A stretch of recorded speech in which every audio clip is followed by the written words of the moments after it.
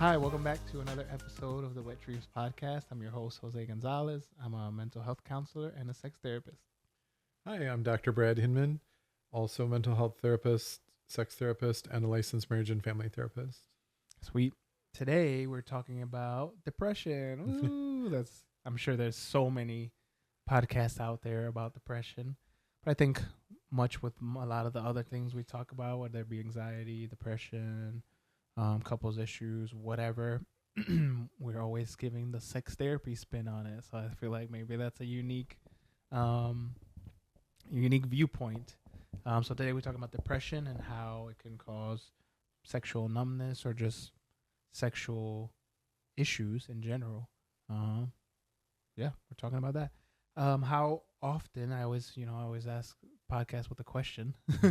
How often do you see depression playing a role in the sex therapy people we see, guys or otherwise, or couples? How often do you see depression being part of the dynamic, Pretty often, more often than I thought it was when I started, but but it seems like a lot of my clients have a depression or anxiety mixed, or both, mixed in with their issues, their sexual issues. Right.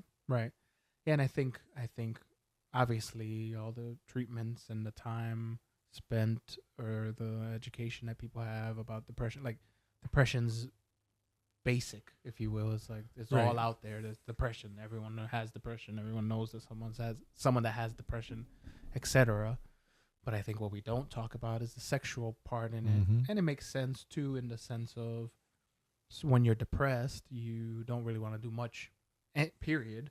So then, of course, sex can push its way back down. Like if I barely want to take a shower today, am I thinking about sex necessarily?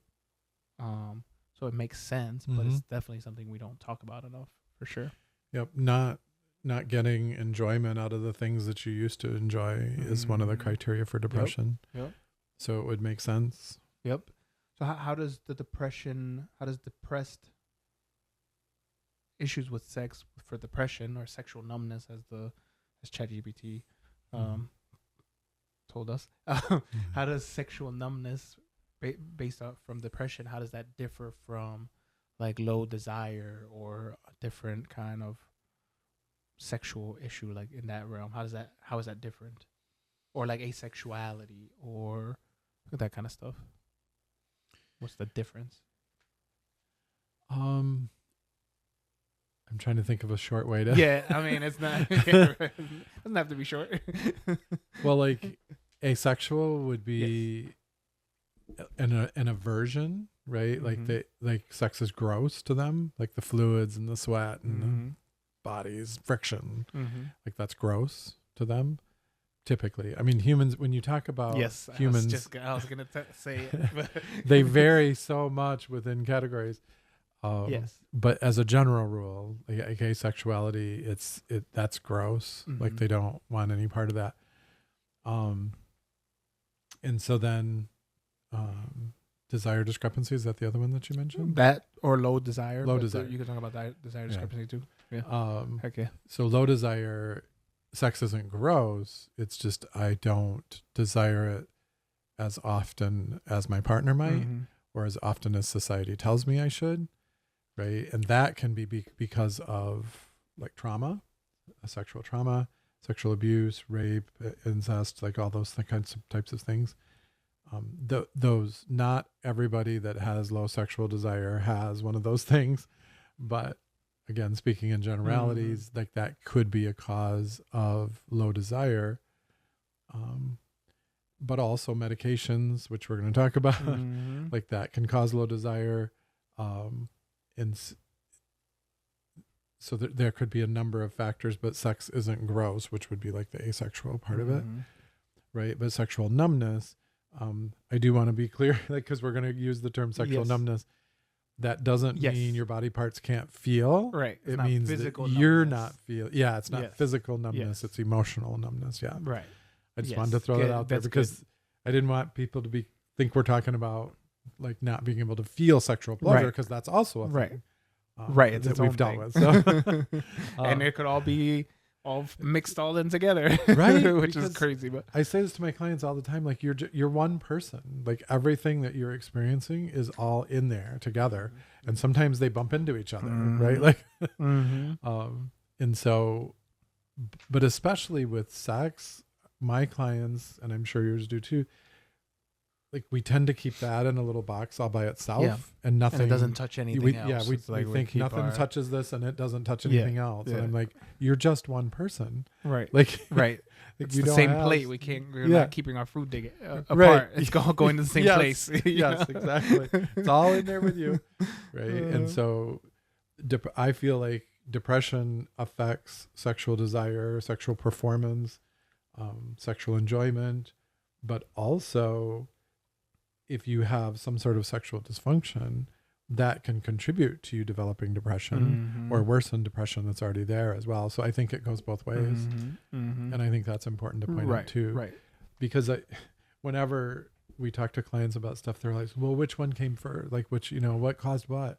And I'm like, it's a bidirectional arrow. Like it goes both directions. Exactly. Right. Which means then it can continue to make it worse. Both things. Yes. The depression and sexual numbness can continue to get worse because it feeds off of each other. Right, for sure. Yeah, and it can come about in different kind of ways, whether it's like you've had a history of depression and then you have a depressive episode and then that brings your desire down, or you have had issues with your sexual desire or sexual functioning or whatever, then that makes you more depressed, and you have no history of depression before. Like it's so variable, but it's definitely its own criteria or its own category of sexual depression. Sexual numbness can be its own thing, you know what I mean? Like, and guys tend to we tend to do things that we're good at or that we think we're good at,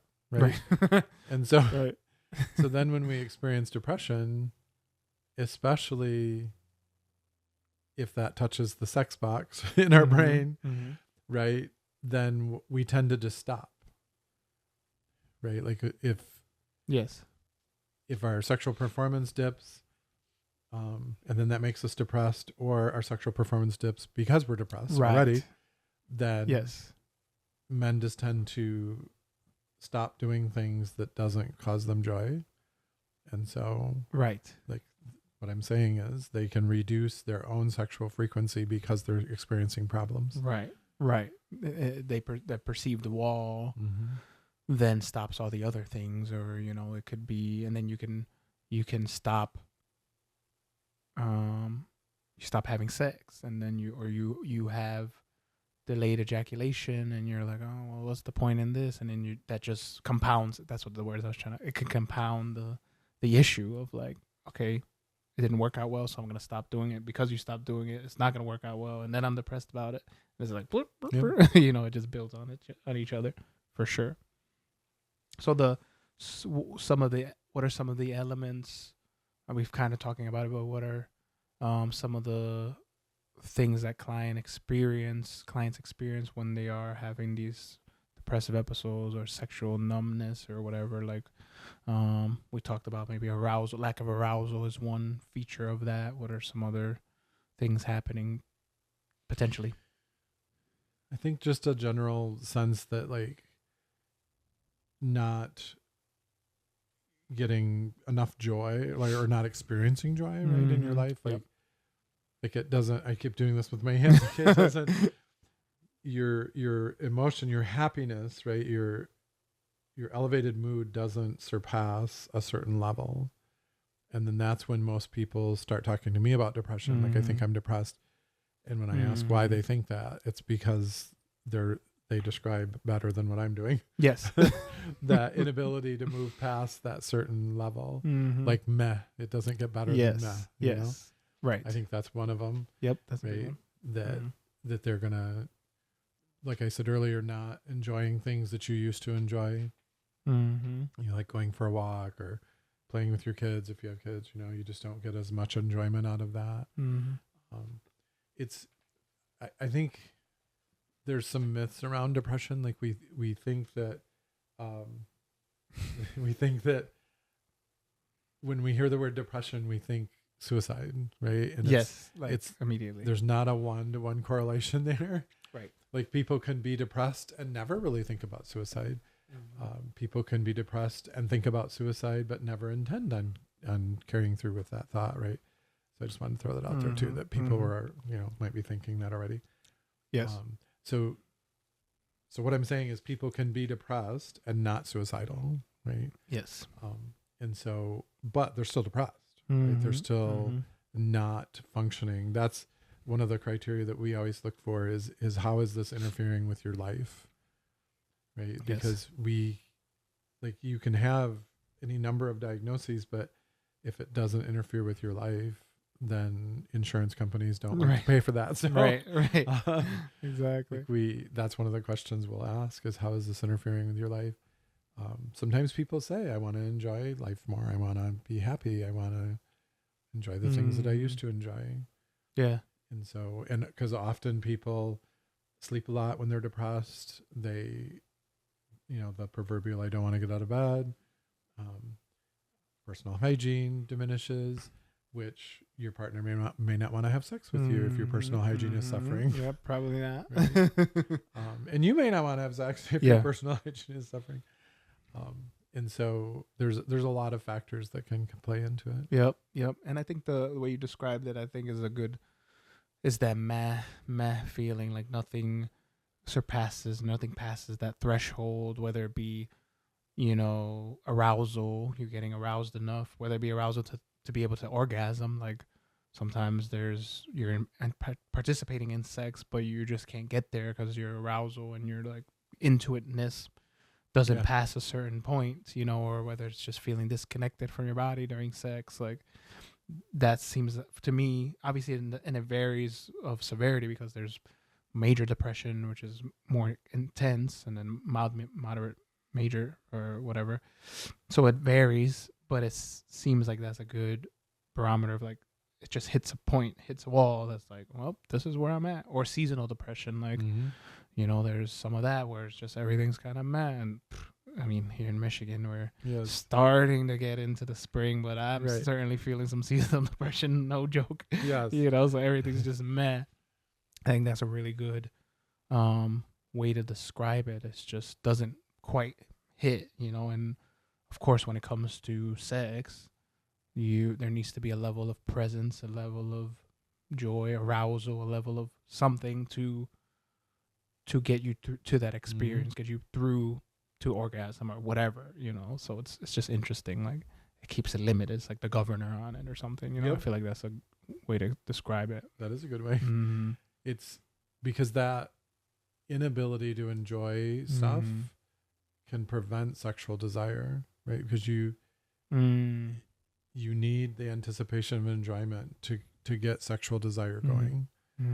And if you're not enjoying anything, then it's going to be hard to have sexual desire. I've had plenty of clients who are depressed who still have sex, but then even their enjoyment of that sex isn't as much as it was before. Yep. So it can prevent sexual desire, but you can even if you have sexual desire, depression can prevent enjoyment of that.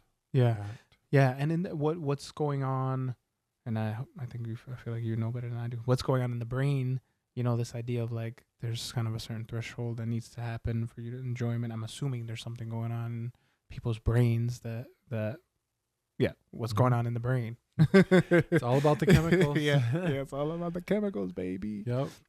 And like I tell my clients, like, it's a miracle anybody can have sex because there's a lot of stuff that has to line up exactly correctly. And the chemicals is one of those things. Well, probably about 5 of those things are chemicals. And they have to be in the right order. And depression is literally like a chemical problem in the brain. And so it interferes with the reception of those chemicals. Like your body might still be producing those chemicals, but depression can prevent those chemicals from being absorbed into the brain by the receptors. I always think of receptors in the brain, like those child's toys where you put the plastic pieces. It'd have in a the square, shapes. like, Yeah. square It's like a plastic thing into the square hole. Yes. So that's what your brain receptors look like. Not really, but that Right. you can pretend. And so depression can kind of block that hole so that you can't get the little round peg into the round hole. And so and then also the stress hormones and that type of thing, the antidepressants can block, and anti-anxiety meds can also block those receptors so that you don't feel the depression or anxiety as much. But the bad part is I feel like I know what you're going to say. That's what I was going to say. I promise. You're stealing my stuff. No. The downside is antidepressants also cause sexual dysfunction. Yep. Yay. Throw that in the mix. Yeah, right. Yeah, exactly. That's literally what I was going to say. So you're depressed, and so you don't want to have sex, or you're not enjoying sex. So you go on antidepressants, and then that cuts down on sexual desire. Yes. Yes. And maybe your mood improves, but does the sexual piece come back with that mood necessarily? I mean, I know there's basically I forgot. What's the one? There's the one med that's like basically the main one that doesn't Zoloft, but the one that doesn't cause sexual issues. It starts with that's an M. the one that does cause. Yeah, Zoloft for sure. It's the I can't think of it. Wellbutrin? Wellbutrin, yes, Yeah. I said M. It's an M backwards. Yeah. Whoops. Yes, Wellbutrin. That's like one of the few ones that don't cause an issue, but most of them do. You know, so throw that in the mix. Like, sure, your mood is better, but you're not trying to have sex much, and maybe less than at least when you weren't on the meds. Maybe you still were having sex, wasn't great, but then now with the SSRI, you're definitely not having sex or whatever. You know what I mean? Like, you're not having sex much. So throw that in. So interesting. And then another wrench that I thought about that came to mind too is the trauma piece of, like, some people when they're depressed or heavily depressed, they almost have a hyper fixation on sex, or like if you throw trauma in there, they're hypersexual sometimes to feel something, or there's the extreme numbness from the mood. So it's like, well, or risky sex when to feel something different, or to get out of their heads or whatever, you know. So there's that little wrench in there as well. So then sex also means something different for them. Yeah, it's just another complicating factor, of course. I've had clients that fall into that category. The way I verbally describe that is they crank up the volume really high so that they can feel something. So they do engage in like risky sexual behaviors or massive amounts of sexual behaviors because they're trying to feel something, because the depression is making them not feel. So they're trying to like crank up that volume so they can feel something and feel alive and feel enjoyment, right? But then that, like, when you do stuff to the extreme, then often with my clients, guilt and shame shows up. I shouldn't be acting like this. This is not according to my values and beliefs, and you know, that kind of stuff. But then their brain is like, but I want to feel something, right? And so it's a struggle, right, for them to dance that fine line. Right. It's at that point, sometimes it's almost like a self-harm thing. I was going to say that earlier. Let's go. We're reading each other's minds. It's almost like a self-harm thing where in the moment you get some form of relief, but then quickly after you get those negative feelings, but then like, I have to do it again, and then you get the negative and whatever, you know. It's just kind of, again, compounding. So it's almost like a self-harm type thing going on, for sure, because you get kind of trapped into that. Oh, this is going to make me feel, so now I depend on that to make me feel.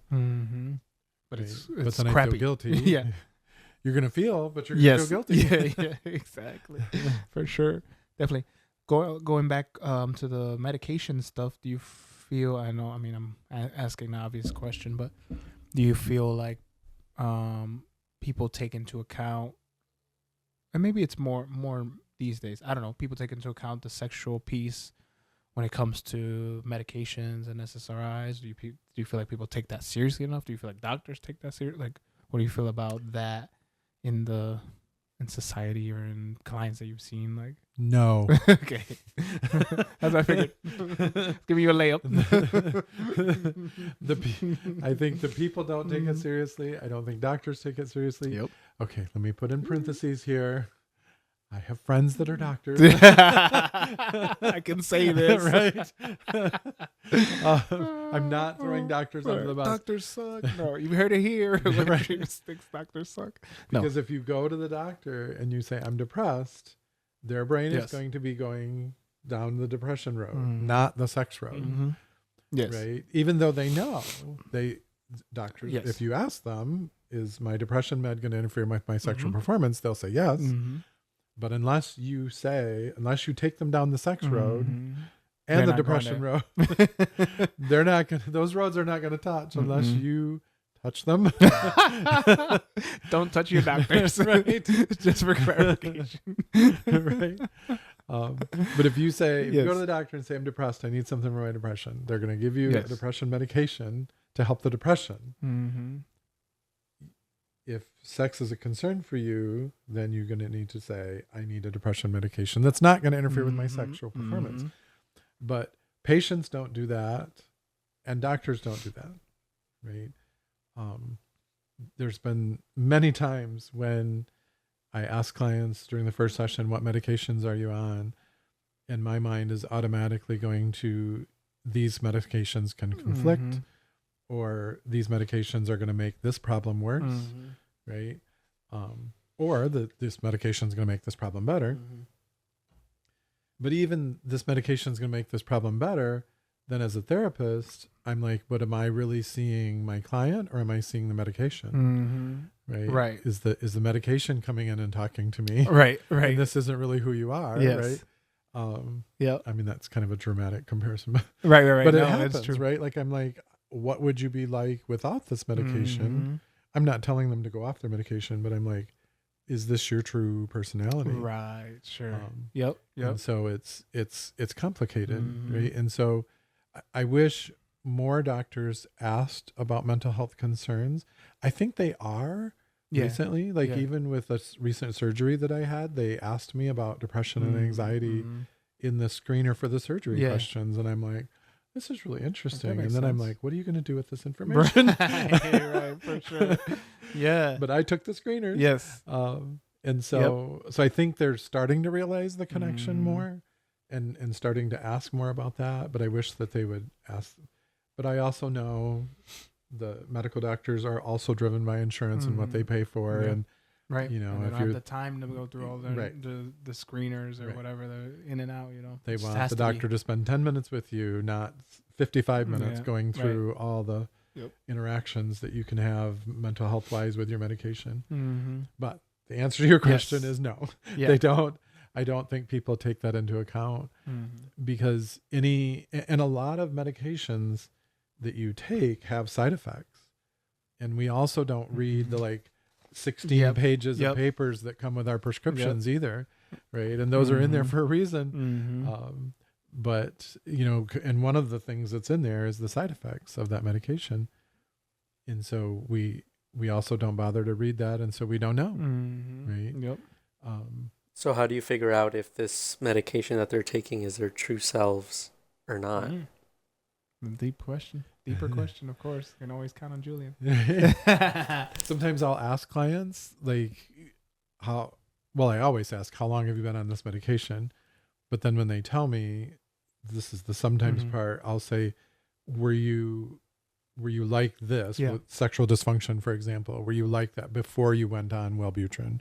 Or were you like that before you went Yes. on Zoloft? Right. Right. A baseline. When did this start? Mm-hmm. Right. The sexual problem, which is Mhm. often what they're coming to see me for.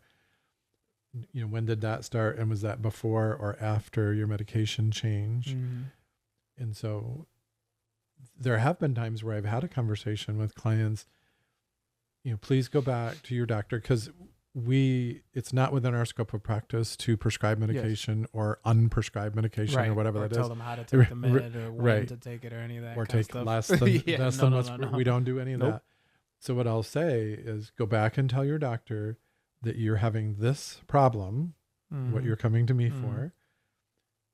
And I say, if you're willing to do this, because I'm not going to force a client to tell somebody else about a sexual issue that they're having if they don't want to, if they're not comfortable with that.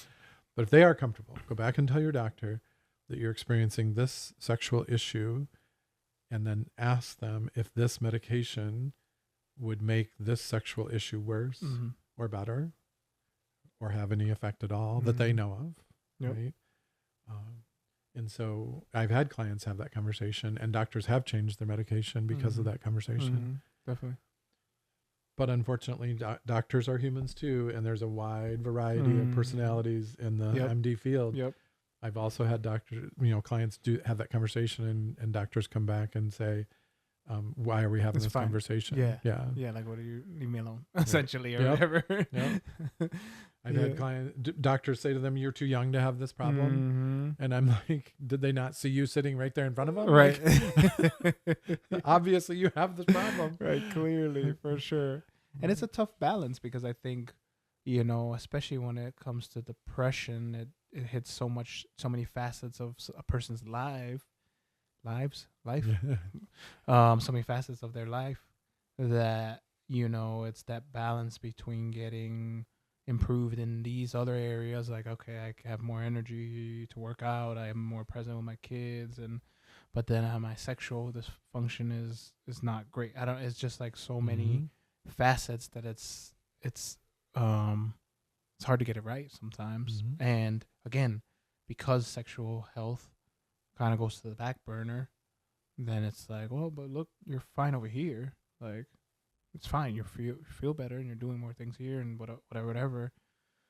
But there's still this clearly, because we've seen it, clearly important facet of people's lives that can affect their entire lives and their relationships that's not being met. So clear, you know what I mean? It's not fully working. It's helping a lot, but it's not fully working. Yep. But it's so complex, where like getting the meds correct and that kind of stuff. I don't know, it's just complex. So it's just requires different solutions or specific things. It doesn't always have to be the meds are straight away, keep it there, and then you should be good. What's your problem? You're not good, whatever. You know what I mean? Right. Well, and you're bringing up a good point that the meds, whenever somebody goes on meds, and whatever med it is, you have to kind of examine yourself and what side effects am I willing to put up with to get the benefits of this medication, right? So yes, like for antidepressants and sexual performance, because many antidepressants can affect sexual performance. Like, what level of lessening depression do you want for what level of sexual dysfunction? Right. Are you going to tolerate? Yes. Right. Yes. And so that varies from person to person with probably how long they've been depressed and how severely they're depressed, what they're willing to put up with as far as side effects of that medicine. Yes. Well, and it also comes back to the same conversation as erectile dysfunction meds. Like, it's not just the medicine that's the end all be all. There's other things that you can implement, like in that scenario you just said. If they're gonna take less depression meds, for example, then that means maybe you have to make more of an effort to do some other things that aren't medication, like exercising, mindfulness, all that kind of stuff, to compensate for that difference, to then be able to have a better sexual sexual functioning. But so again, that the med is maybe a good start, a good stepping point, or a good transition, or whatever in the case of depression meds or ED meds. But it's more that needs to be done besides that, Right. Because even like erectile dysfunction meds, that can cause a headache and a pretty severe headache in some people. And that's not sexy, right? So so all medications have side effects, I think. It just depends on how noticeable they are and the percentage of the population that it affects. So definitely. Yeah. So if you're guys that are going through this, not just guys, but people in general, but we often talk about our guys, like, I think the stat is people in general is like 5% of the population, like 17 million people that deal with depression. I wonder what the percentage of those people that have sexual issues, that would be actually an interesting one. Maybe our producer Google it next time. But it's a big part of the population. So in general, both in general and our guys, what are some things that you would recommend if this is an issue for people, this connection between depression and sexual health, sexual functioning and stuff like that? What's some tips you can give them? I think talking to your therapist, of course, I'm going to lead with that, right? And being honest with your therapist about sexual performance, sexual desire. We're sex therapists, and so people tend to come to us specifically to talk about sexual issues.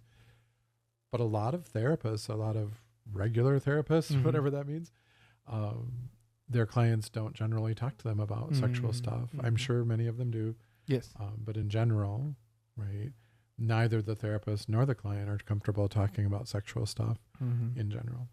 Yes. And so I think bringing that up, also bringing it up with your doctor. You know, your doctor isn't your therapist, but they should know. It's a known phenomenon, the medication and sexual health. Right. Like, it's known. And it's known to us. Yes, I guess that's true. I'm being biased. Damn it.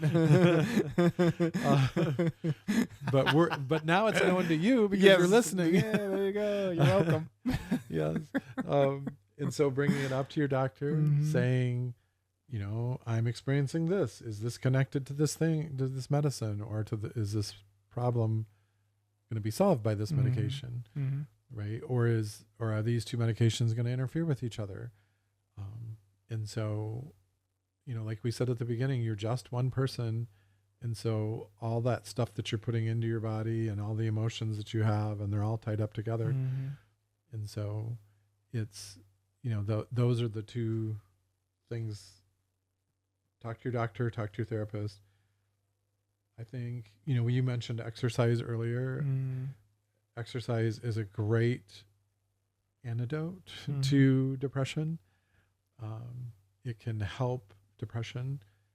It may not eliminate it completely, but it's not going to hurt it unless you exercise so much that you're hurting something on your body, and then you get depressed because you're in pain. Right. But I think exercise is great. Spending time outside, right? Because you mentioned the seasonal affective disorder. Get some vitamin D. You know, it's a sunny day today. So, you know, in Michigan, in winter, the sun is rare. Yeah. So we're starting take to advantage of it. peak out a little bit more. So kind of exercise, spend time outdoors. And, you know, I think meditation is great. If you're religious, you know, prayer and spending time with God, I lump that together with meditation. It just depends on what you're meditating on whether you're Christian or not. Right.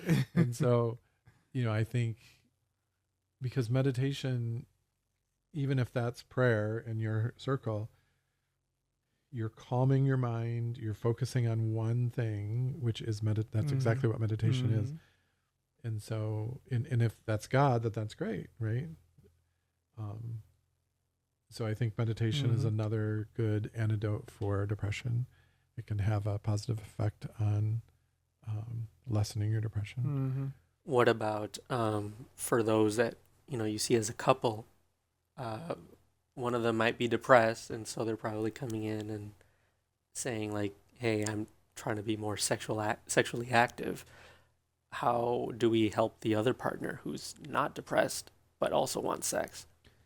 Yeah, I think that's kind of connects to the thing I was gonna say too. Is like this, in the same way we've talked about in past podcasts about guys' recovery and how their addiction or sex addiction or porn addiction doesn't have necessarily anything to do with their partner. It's something that's preceded their relationship and whatever. I think it can be a similar conversation of like, my depression is separate from us in some ways, in the sense of, it doesn't mean I don't want you, it doesn't mean I don't love you, it doesn't mean I don't feel connected, it doesn't mean when we do have sex it's not sometimes good, it's just depression. This is something outside of you, outside of me, really, to be frank, for both. This is something different. You know, it doesn't have to mean that I'm not attracted to you or you're I'm not aroused when we have whatever, you know what I mean? I think that's kind of part of the conversation too, of like, you don't have to put that on your partner separate from your partner in some ways, you know? I don't know what you would think. I like that. Also, for the partner who's not depressed, do not tell your partner to stop being depressed. That's not going to help. Nope. And probably is going to make it worse. So that's something not to do. Yes. Right. But you could look at it as, and I talk to my clients about this, like look at it like a life hack, or like if you're playing video games, like a power up or something, right? Like if I help my client do those things that I mentioned earlier, like exercise and all those things that I said. Yep. Well, you as the non-depressed person who wants more sex can help your partner who is depressed and may not want as much sex. You can help them do those things that I mentioned. And then perhaps they'll want sex more. Yeah. Right? So you're kind of doing a life hack kind of a thing, right? To get more sex. It's okay that you want more sex. Like that's not bad or dirty, right? Right. But it's how you go about verbalizing that and how you go about asking for it. You know. Right. And you're not going to pull your partner out of the depression or say something that's going to be like, oh yeah, that'll click, or guilt them or shame them into not being depressed. Like you can't. That's their own emotions. That's their own feelings and their own experience. You can help, but you can't make them be not depressed. You know, I think that's, I don't know, there's some idea of like,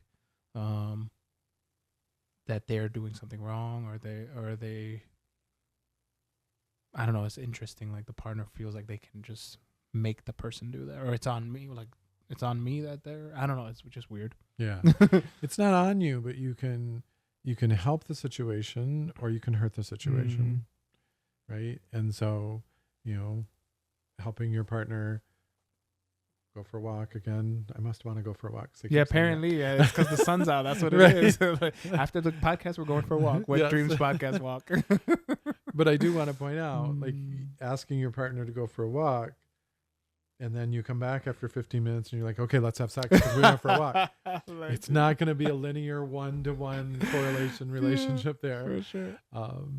Speaking to all my engineers out there. Right. It's not going to be. Yeah. But I did the formula. Right. I followed what Hinman said. Yes, exactly. I still didn't get sex. You have to be patient, right? It has to take some time, right, to adjust to that. And you being supportive also is sexy as well, in the sense of like, oh, they didn't make me feel worse, or like they got me the food when they could tell that I needed to eat, so they set up some food for me, whatever, you know what I mean? Like that ultimately will pay dividends as well, that support. And I've heard from a lot of women, from the guys that are coming to see me as clients, I've heard from a lot of their women, patience is very sexy. Like that's something that they actually will verbalize, right? That what do you know, when I ask women, like what's more likely to make you want to have sex? Patience is always on that list. Like he's patient with me, or he's kind of bearing with me as I'm going through this thing or whatever. Like they always mention that. Yep. So definitely. take note. Take note. Be patient. I was patient on the 15-minute walk. Let's have sex. That was patience enough.